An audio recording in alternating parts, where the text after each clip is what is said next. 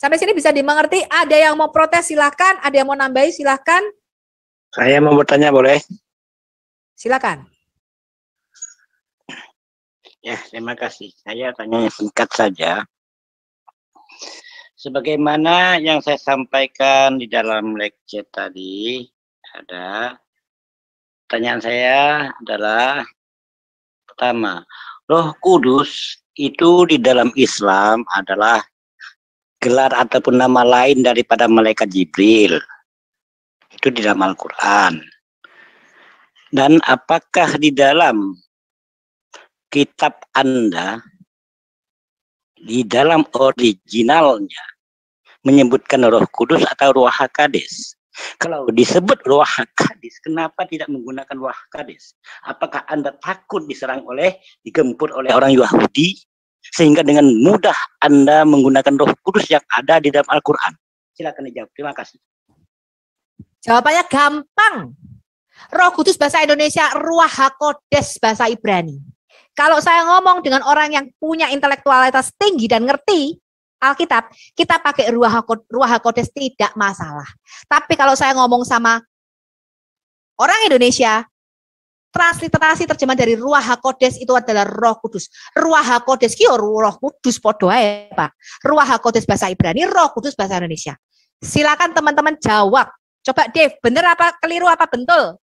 Jawaban saya. Ibu Sofi ditanggapi juga itu kan dia bilang kalau Roh Kudus itu di Islam adalah malaikat Jibril. Ya, itu kan Islam ya. Ya silakan saja kalau Anda percaya Roh Kudus itu Jibril. Karena di dalam Quran juga tidak pernah mengatakan Roh Kudus itu Jibril. Itu karena kan ibarat digabungin, oh ini ada roh yang turun. Padahal pada waktu Maria didatangi itu tidak pernah mengatakan akulah Jibril. Beda dengan kisah di dalam Lukas ya, ketika malaikat Gabriel datang kepada Maria tuh dia memperkenalkan dirinya, akulah Gabriel yang melayani Allah. Tapi kalau di dalam Quran tidak pernah Jibril mengatakan akulah Gabriel memperkenalkan diri kepada Maryam ataupun kepada Muhammad. Bahkan Muhammad tidak pernah tahu itu Jibril. Sampai surah Al-Baqarah ayat 97, 98. Itu pertama kalinya kata Jibril ada di dalam Quran, yaitu surah-surah Madaniyah. Mungkin hampir 12 tahun setelah Muhammad menerima wahyu, dia tidak tahu ini siapa yang mewahyukan kepada dirinya ini. Saya mau tanggapi dulu Dave. David mana ini? David masih ada apa udah keluar nih? Halo? Bentar Bu Sofi, saya cari David dulu. Kayaknya David. Enggak. Kalian aja. Benar enggak Ruach HaKodes itu bahasa Ibrani? Terjemahan Indonesia Roh Kudus itu podo wae. Bener apa enggak itu? Bu, tapi begini Bu Sofi. Kayaknya di dalam Al-Quran itu Roh Kudus itu ada 2 macam, Bu. Enggak. Jangan ke sana dulu. Aku belum bahas Roh Kudus adalah Jibril. Tadi dia tanya, kenapa kita enggak pakai Ruach HaKodes? Ruach HaKodes itu bahasa Ibrani, Roh Kudus itu bahasa Indonesia. Bener apa betul apa ada yang mau protes? Benar, Bu. Ruach HaKodes ki Roh Kudus. Silakan kalau ada yang itu sekali lagi ada di dalam Al-Quran. Al-Quran lebih tua daripada bahasa Indonesia. Terima kasih. Ya silakan saja, Pak. Saya tanya memang, orang Arab Kristen, dia menggunakan Rohul Kudus itu lebih dulu dibanding Islam, Bapak apa enggak? Ketika gereja Kristen Ortodoks Syria ataupun gereja Kristen Arab, mereka berdoa dengan nama Rohul Kudus. Bahasa Arab Rohul Kudus ini sejak kapan? Apakah sejak Nabi Anda ada bahasa Arab Rohul Kudus? Apakah orang Arab Kristen sebelum Nabi Anda sudah memakai kata Rohul Kudus ini?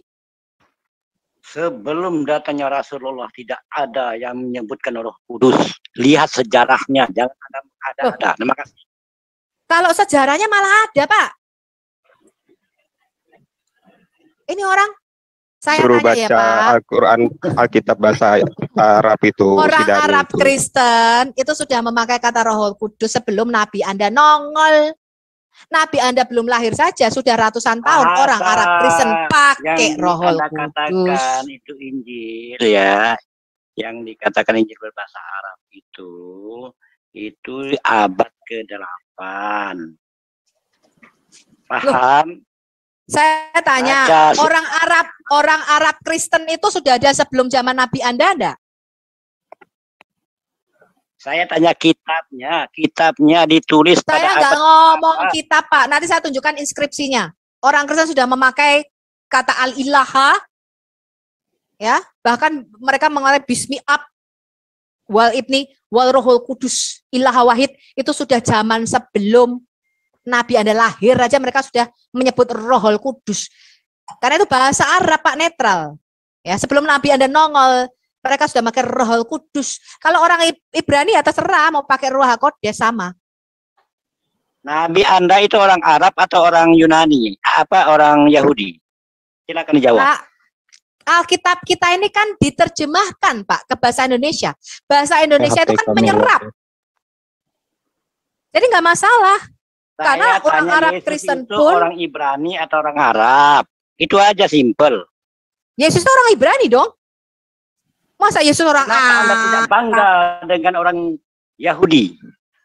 Loh, saya sangat bangga, Kenapa Pak. Anda tidak bangga? Saya dengan sangat bahasanya? bangga. Kenapa Anda bangga dengan bahasa Arab? Orang Yahudi, saya kasih jawab Pak Tani ya. Saya sangat bangga dengan orang Yahudi.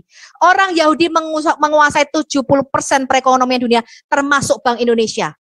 Hanya 4 bank di dunia yang tidak dikuasai oleh orang Yahudi. Kenapa Bank Anda Indonesia, tidak begini Pak, bangga dengan Bapak bahasa nabung Yahudi? di bank, Bapak ngambil duit ATM, ATM itu yang nyiptain orang Yahudi. Jadi saya sangat bangga Bapak memakai produk Yahudi. Saya Terima rasa kasih. mohon mungkin diskusinya dengan apa yang esensial saja, bukan Ya, kita. jangan yang nggak Kita kan esensial. hanya Pak Dani. menjawab Dani. Kalau Dani Iya, ngomong ngelantur ya itu kesalahan Dani. Saya jawab dengan Mungkin Ya, ada mohon maaf juga Pak Dani. Rahul Kudus itu sudah dipakai oleh orang Arab Kristen jauh sebelum Nabi Anda nongol. Dan Alkitab yang dipakai kita adalah terjemahan ke bahasa Indonesia. Kalau Alkitab Ibrani ya tetap Ruach HaKodes. No problemo. Siapa bilang kita nggak bangga dengan bahasa Ibrani atau orang Yahudi? Sangat bangga.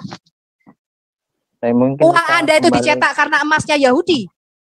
Perputaran Bank Indonesia itu ngutang dengan banknya Yahudi. ATM itu yang nyiptain orang Yahudi. Dunia bangga dengan bahasa Arab karena nabinya orang Arab. Ya, pertanyaan saya, Pak. Pertanyaan saya, ketika Roh Kudus turun, Roh Kudus itu membuat murid-murid Yesus berkata-kata dalam semua bahasa bangsa-bangsa di dunia. Di dalam kitab Al-Bidayah wal Nihayah tercatat ketika Nabi Isa mengutus murid-muridnya kepada bangsa lain, murid-muridnya berkata begini, bagaimana mungkin kami bisa ke bangsa-bangsa kami tidak ngomong bahasanya. Kemudian Nabi Isa berkata, kamu tidur, nanti besok kamu bisa ngomong dalam bahasa lain. Ketika dia tidur, besoknya mereka punya karunia bisa berbahasa berbagai bangsa. Pertanyaan saya, bisakah Allah Anda seperti Tuhan kami Roh Kudus tadi yang membuat para muridnya atau rasul-rasulnya berbicara dalam berbagai bahasa, atau Allah Anda cuma bisa bahasa Arab? Jangankan bahasa Arab, bahasa semut Allah tahu. Makasih. Oke, bahasa semut Allah tahu. Pertanyaan saya, bolehkah Anda bersyahadat berdoa dalam bahasa semut? Kami manusia bukan bangsa semut. Makasih. Bolehkah Anda bersyahadat dalam bahasa Ibrani atau bahasa Indonesia? Nabi kami orang Arab, kami mengikuti jejak Saya Allah enggak dan Rasulullah. Saya enggak ngomong Nabi, Pak. Kalau Nabi Anda orang Arab, memang saya manusia juga cuma bisa 2 bahasa. Bahasa Inggris, bahasa Indonesia, saya ngerti. Nabi Anda tuh manusia, dia cuma bisa tahu bahasa Arab. Saya tanya Allahmu, Roh Kudus tadi loh, ketika mengurapi para murid, Roh Kudus yang adalah Allah kami yang kami sembah, itu bisa membuat kami memiliki bahasa lidah sehingga bisa bercakap-cakap dalam berbagai bangsa. Pertanyaan saya, Allahmu bisa bahasa apa lagi selain bahasa Arab? Sudah saya katakan, jangankan bahasa yang di muka bumi ini miliknya. Bahasa binatang, bahasa hewan dia tahu. Makasih. Bisa enggak kamu berdoa dan sholat dalam bahasa Indonesia? Kamu kan bukan orang Arab. Tadi kamu mengatakan nabimu orang Arab. Pertanyaan saya, kamu orang Indonesia, bisakah kamu berdoa dalam bahasa Indonesia kepada Allahmu? Bisa, sangat bisa, dan pasti bisa bahasa Indonesia untuk berdoa. Oh ya? Oh ya? Kapan kamu sholat dalam bahasa Indonesia? Aku tanya. Bisakah sholatmu dan syahadatmu itu dalam bahasa Indonesia? Sholat dengan berdoa itu berbeda. Sholat itu perintah. Sholat, saya tanya kamu sholat itu bahasa Arabnya, bahasa Indonesianya berdoa. Dari kata salah. Pertanyaan saya Pak Dhani, bisakah Anda sholat dan bersyahadat dalam bahasa Indonesia? Bisakah Allah Anda berbahasa Indonesia? Itu pertanyaan saya.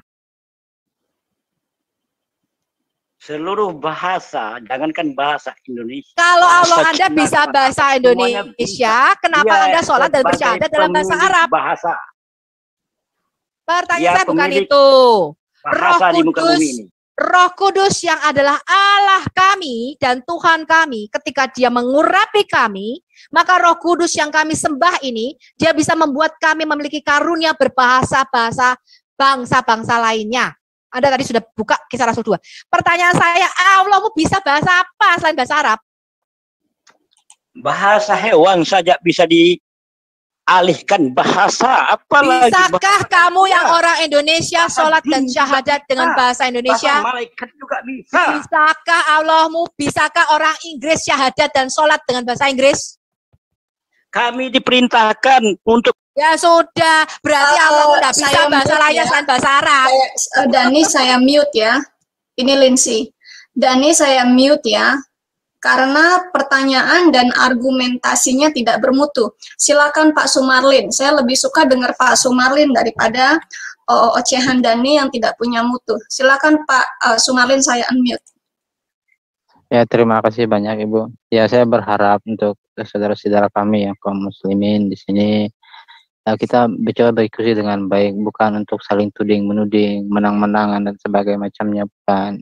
Kita diskusi mencoba memahami sudut pandang saudara-saudara kita gitu, mencoba mengerti apa sih sudut pandangnya. Kemudian kalau kita mengatakan itu salah, seharusnya kita kemudian kita harus mengajukan seharusnya memandang dari sudut mana kita memandang itu. Poinnya dari sudut pandang apa dan apa urgensinya sih memandang dari sudut pandang itu yang kita ajak.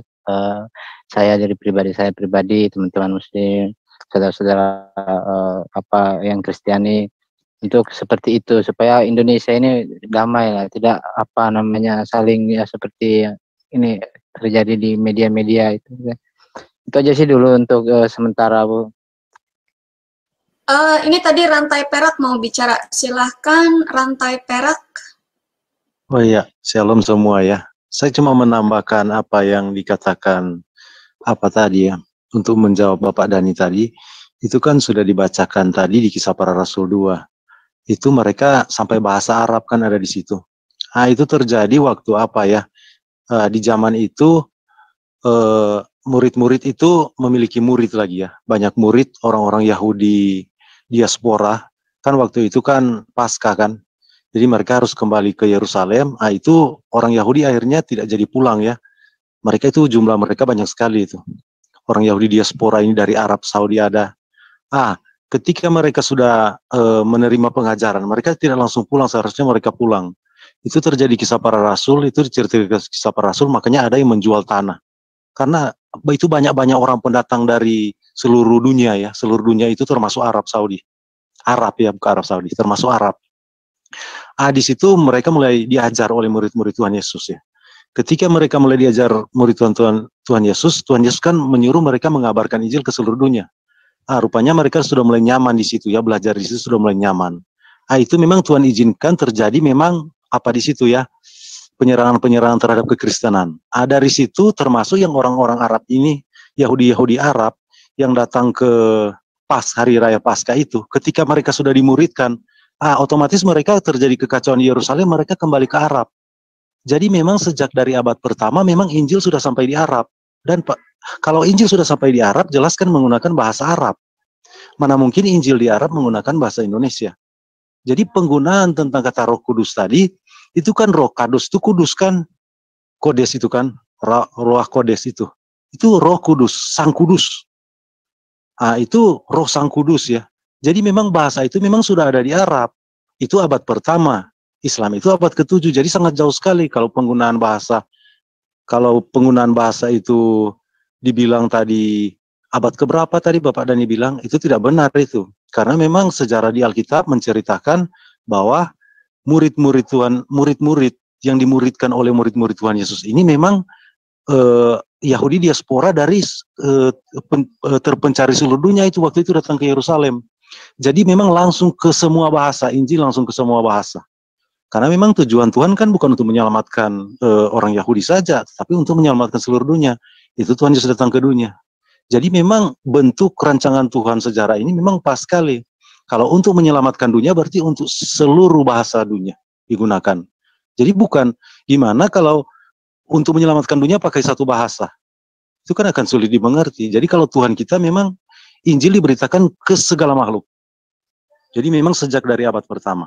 Mungkin itu yang bisa saya mungkin mengulangi ya apa yang dikatakan tadi.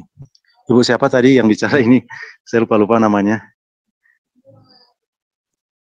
Belum pernah aku baca bahwa sholatlah dengan menggunakan bahasa Arab.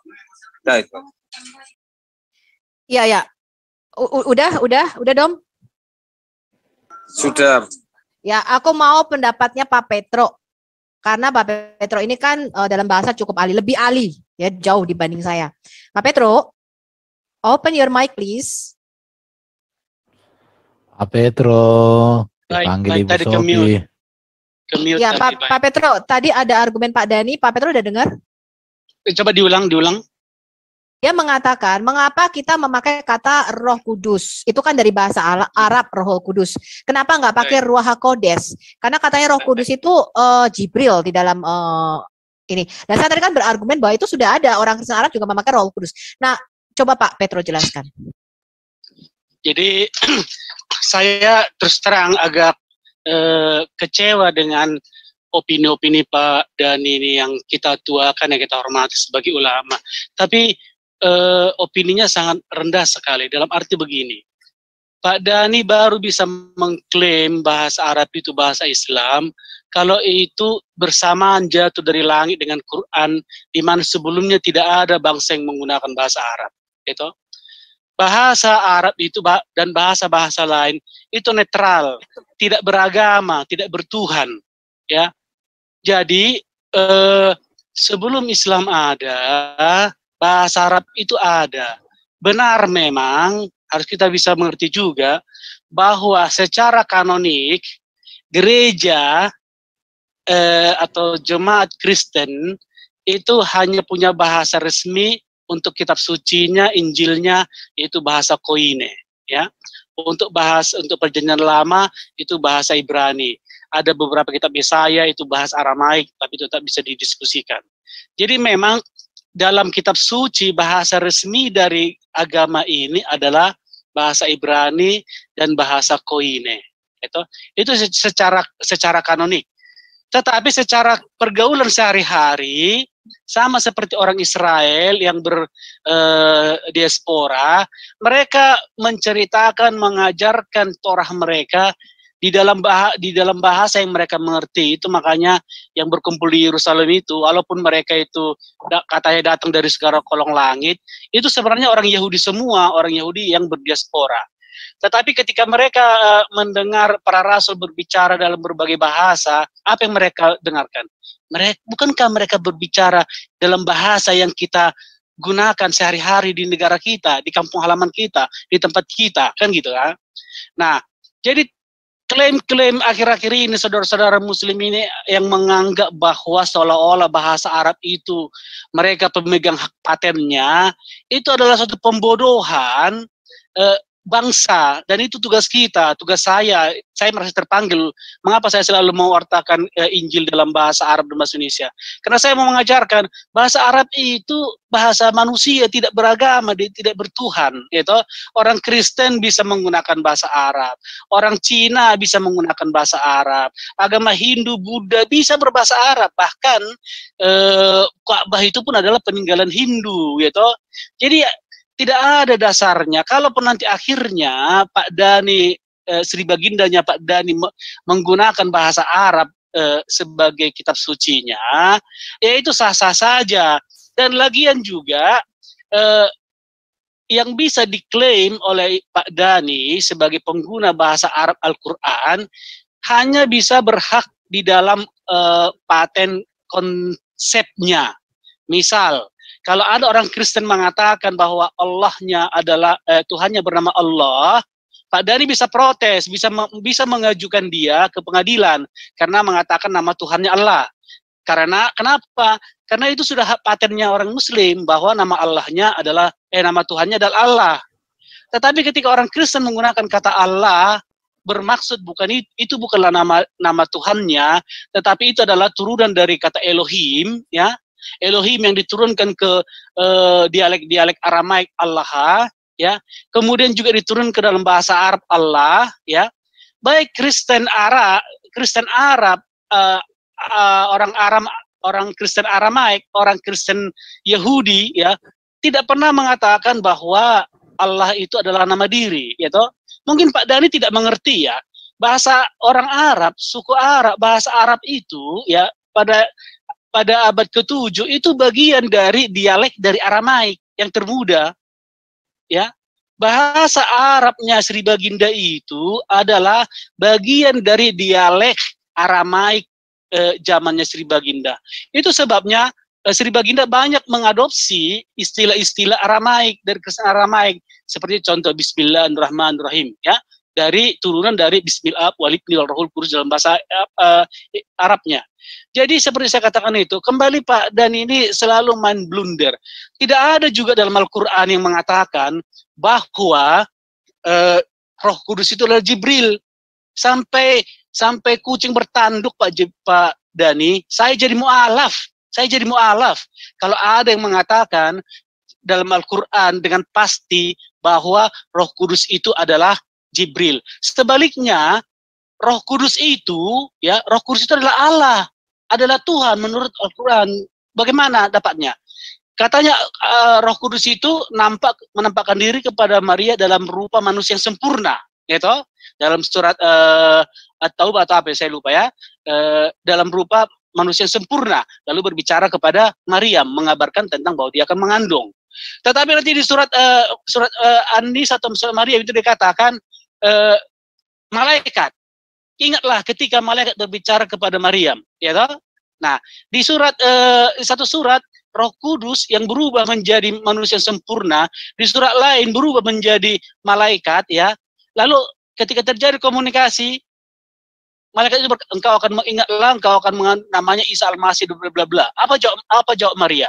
Ya Tuhanku, bagaimana hal itu bisa terjadi? Lihat bagaimana Maria memanggil malaikat yang adalah dalam rupa manusia yang sempurna, yang adalah Roh Kudus dengan sebutan Tuhanku. Ini sangat biblis. Kenapa? Dalam kejadian 2 ayat 18 atau kejadian 18 tentang kisah Abraham, bagaimana Tuhan Yod-Hei-Vav-Hei bertemu dengan Abraham dalam rupa 3 manusia. 3 manusia itu adalah Sang Elohim itu sendiri yang namanya Malach Yahweh. Malach Yahweh. Apa artinya Malach Yahweh? Yahweh dalam rupa malaikat. Inilah Roh Kudus yang bertemu dengan Sri Baginda yang dikutip dalam kitab suci itu, yang ternyata itu adalah semua ada dari literatur Kristen Syriak. Dari Kristen Syriak.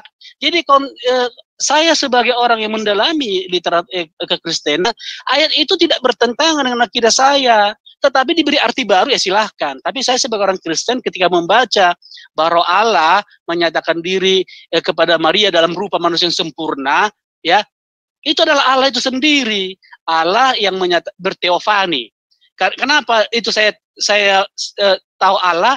Karena ketika Maria mengatakan, ya Tuhanku, ya Rabbi, bagaimana hal itu bisa terjadi? Ya, kalau Maria memanggil para malaikat Tuhanku, apakah Maria sedang melakukan dosa syirik?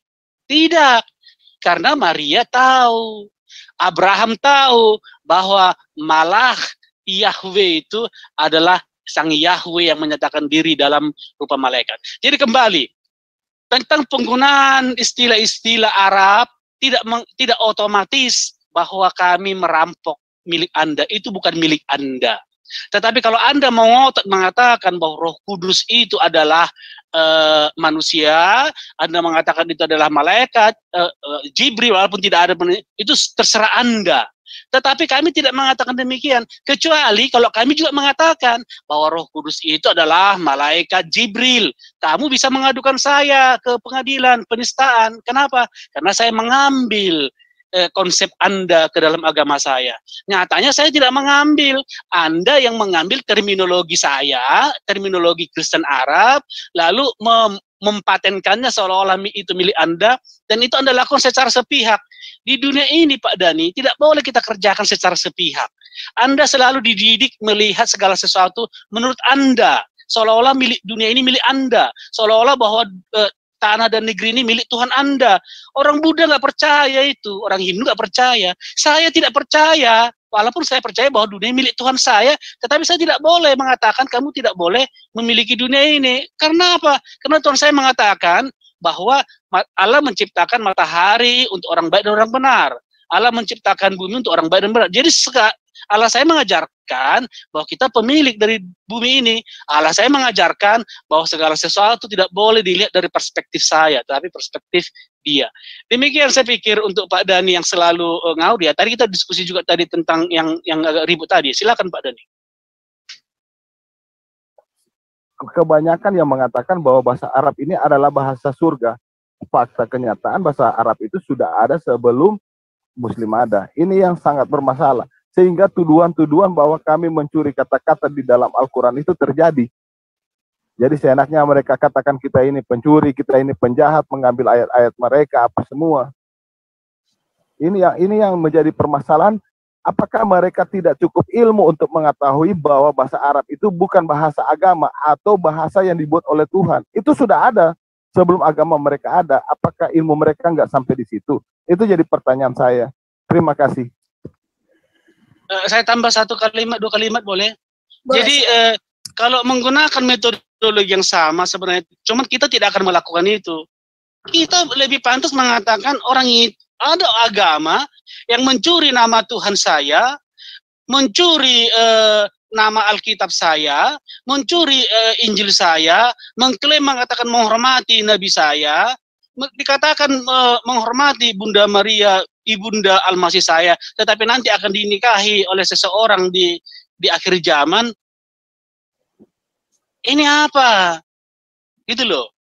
Lalu mengatakan bahwa dia mengikuti ajaran para Nabi Musa. Nama-nama Nabi dalam kitab saya disebut, diklaim sebagai dia punya, tetapi hanya ornamen saja, yang ujung-ujungnya Allah dan malaikatnya harus yusalluna kepada junjungan dia, dan seluruh semesta ini harus berdoa kepada junjungannya, bahwa seluruh semesta ini harus taat kepada junjungannya dan nabinya untuk mendapatkan rahmat. Ini apa gitu loh. Tapi kan kita nggak boleh komplain itu. Ya, Anda mencaplok nama Musa, ya silahkan. Anda mencaplok nama Ibrahim, silahkan. Anda mencaplok Maryam, silahkan. Maria, saudara Harun, anaknya Imran, silahkan. Karena bagi kita, ketika Anda mengklaim itu semua, Anda mengambil itu semua, tidak otomatis bahwa Anda berada di agama yang benar, di iman yang benar. Karena kita percaya, iblis pun bisa mengutip ayat-ayat Alkitab, mengambil yang baik yang benar-benar untuk membuat pernyataannya benar. Karena memang itu dibutuhkan. Kalau misalnya iblis mengarang Alkitabnya sendiri tanpa memasukkan unsur-unsur dari kitab yang sejati, tidak ada bobotnya. Maka untuk menaikkan kualitas tulisan ini, ya perlu dimasukkan nama Musa, Abraham, Yakub, Israel, Yesus, Maria, dan lain-lain. Tapi sebenarnya itu semua kalau dalam bahasa tertentu itu kan kedok. Tapi kita nggak komplain, kita nggak bilang Anda mencuri. Ada satu agama mengaku percaya pada Taurat, Injil, tapi ditanya mana Tauratnya nggak ada, mana Injilnya nggak ada. Apa nggak menyakitkan, ya toh? Lalu menuduh kita punya palsu, tapi dia nggak punya apa-apa untuk ditunjukkan. Itu sangat menyakitkan. Tetapi kita selalu berkata bahwa kita harus mengendalikan diri, jangan marah-marah, karena Yesus berkata, Kasihanlah musuhmu, berbuat baik pada orang yang berbuat jahat padamu. Jadi ajaran seperti ini membuat kita untuk lebih bijaksana lah, ya, bijaksana, tidak perlu demo bersilit-silit lalu melaporkan orang ke pengadilan dan sejenisnya. Demikian, terima kasih. Saya tambahkan sedikit dulu. Ya, Oke, jadi argumen ini pernah saya sampaikan kepada mereka di beberapa Zoom. Terus saya bilang jangan manfaatkan karena kalian banyak, istilahnya mayoritas, memaksakan kehendak di luar logika kepada minoritas. Jawabannya cuma satu. Siapa suruh jadi minoritas? Gila nggak jawaban seperti itu? Terlalu sadis untuk saya untuk mendengar itu. Lanjut aja.